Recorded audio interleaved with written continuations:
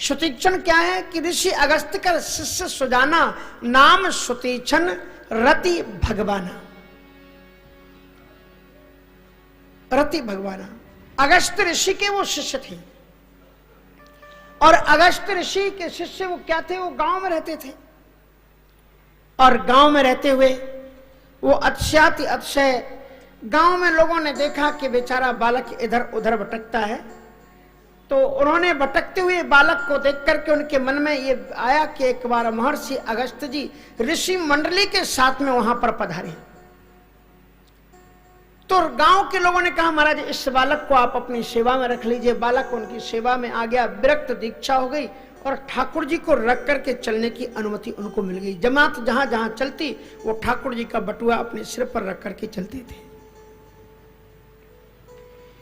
अब बचपन की बातें याद रहती हैं। आप लोगों ने कभी जामुन खुद तोड़ करके खाई है? अगस्त्य वो सुतीक्षण जी खाए हुए थे।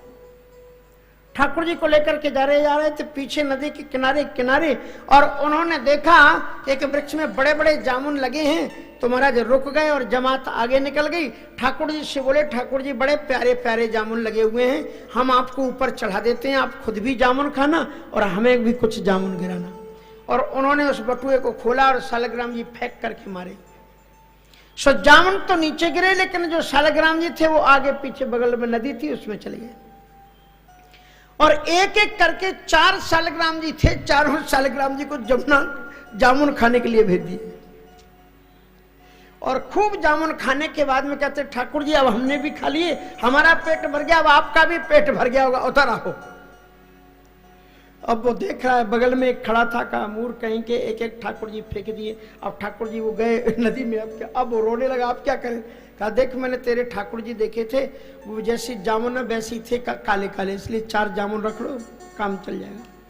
अब महाराज उन्होंने 4 जामुन रख लिए और महर्षि अगस्त्य जी पूजन के लिए जब बैठे और उन्होंने बताया सुतीक्षण जी ने ठाकुर जी सामने प्रस्तुत कर दिए। और जो ही उन्होंने जल डाला तो गुठले अलग और छिलका अलग। अगस्त्य जी महाराज गुस्साए, कहा सुतीक्षण ये क्या है? अब सुतीक्षण को काटो तो खून नहीं थर थर कांप रहे। अब बोले मैं क्या कहूं? बोले पुनी पुनी चंदन, पुनी पुनी पानी, ठाकुर सड़ गए हम का जानी। गुरुजी आप रोज रोज तो चंदन चढ़ाते हो, रोज रोज पानी चढ़ाते हो, ठाकुर जी सड़ गए तो हम क्या करें? का मूर्ख कहीं के ठाकुर जी कहीं जा निकल जाए यहां से, अब मेरे पास में तभी आना अगर तू ठाकुर जी को लेकर के आ सके। अब सुतीक्षण जी महाराज गुरु को प्रणाम करते हुए रोते हुए उस वृक्ष के नीचे चले गए और वहीं प्रार्थना कर रहे हैं कि ठाकुर जी उतर कर। वो ठाकुर जी तो उतर करके नहीं आए, लेकिन साक्षात करुणा सागर अनंत कोटि ब्रह्मांड नायक भगवान ही धरती पर उतर करके आ गए। दुनिया में आज तक ये देखा गया है कि पहले गुरु को भगवान मिलते हैं, बाद में शिष्य को मिलते हैं, लेकिन यहाँ उल्टा हो गया। एक कहावत आपने सुनी होगी कि गुरु गुड़ ही रह गया और चेला शक्कर बन गया। व्याकरण में एक सूत्र है, सूत्र मानी एक टिप्पणी में उसके में कहा गया है और कहते हैं देवानाम प्रिय मूर्खा, देवताओं के लिए मूर्ख प्रिय हैं, विद्वान प्रिय नहीं है। जितने जितने लोग विद्वान बन के आए, राजा जनक, हनुमान जी और तमाम लोग, सबको राम जी ने परीक्षा ली, सबको रुलाया, लेकिन केवट से एक बार भी नहीं पूछा कि बताओ हम कौन है।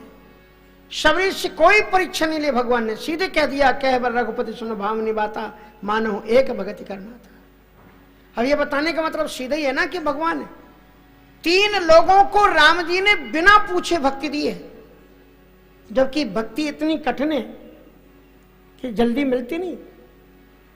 कहा जब सुंद जी कहते हैं कि मैंने ठाकुर जी की बाल लीला दी, देखी, घबरा गया, भगवान प्रसन्न हुए, कहा वरदान मांगो। तो हमने भगवान जी से कहा कि पहले आप लिस्ट दिखाओ, आप देते क्या क्या हो।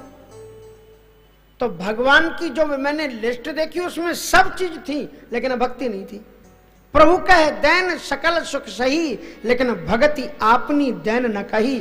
और भगतिहीन नर सब गुण ऐसा, सब गुण ऐसे, बिन जल बारद देखी जैसे। भक्ति नहीं थी। लेकिन 3 लोगों को मानी कागभूषण जी को परेशान होना पड़ा। भरद्वाज जी ने कहा मुझे भक्ति दे दो, राम जी मुस्कुरा करके चल दी। कहा कि मैं भक्ति नहीं देता, क्योंकि भक्ति का कोष तो मैंने महात्माओं को सौंप दिया है। भक्ति स्वतंत्र सकल गुण खानी, लेकिन बिनु सत्संग न पावे प्राणी, ये भगवान नहीं दे सकते। तो बोले कौन दे सकते हैं? तो कपिल देव जी महाराज कहते हैं, शताम प्रसंगान मम वीरे संबदो भवंती हितकर्ण रसायना कथा तज्जोष्णादा सुख भगवर्तमनि श्रद्धा रतिर भक्ति रणुक्रम सती प्रथम भगति संतन कर संगा। भक्ति की पहली भक्ति है कि प्रथम भक्ति संतन कर संगा।